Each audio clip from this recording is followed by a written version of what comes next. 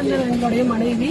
என்னுடைய ஹஸ்பண்ட் வந்து ராணிப்பேட்டை மக்கள் தேசம் கட்சியில வந்து ராணிப்பேட்டை மாவட்டத்துல வந்து மாவட்ட செயலாளராக இருந்தாரு. அவர் வந்து கடந்த ஜனவரி மாதம் 2024 31 அன்று அவரை வந்து சாதி வன்கொடுமையால அவர் வந்து படுகொலை செய்யப்பட்டார். அது வந்து யாருன்னா அந்த முருகன் சொல்லிட்டு அவங்களும் அவங்க கூட இருக்கிற மற்ற நபர்களும்.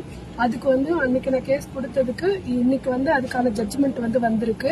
இது வரைக்கும் எனக்காக வந்து ஒவ்வொரு டைமும் ஒவ்வொரு வாதத்துக்கும் வந்து எனக்கு கூட வந்து மக்கள் தேசம் கட்சி தலைவர் ஆசை தம்பி அண்ணன் வந்து எல்லாமே ஒவ்வொரு வாய்தாவுக்குமே வந்து எனக்கு சிறப்பு வழக்கறிஞராக வந்து எல்லாத்துக்குமே ஹெல்ப் பண்ணாரு.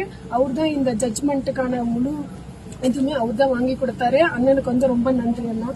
எனக்கு வந்து ஒவ்வொரு இதுக்கும் இந்த 5 பேருக்கு வாங்கி கொடுத்ததும் இல்லாம மற்ற இருக்கிற 6 பேருக்குமே வந்து தண்டனை வரணும்.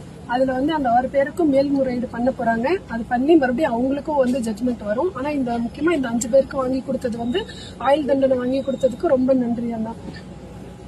இந்த மக்கள் தேசம் கட்சியில இருக்கிற எல்லா வழக்கறிஞருமே ஒவ்வொரு வாய்தாக்கும் வந்து எங்களுக்கு ரொம்ப ஹெல்ப் பண்ணாங்க.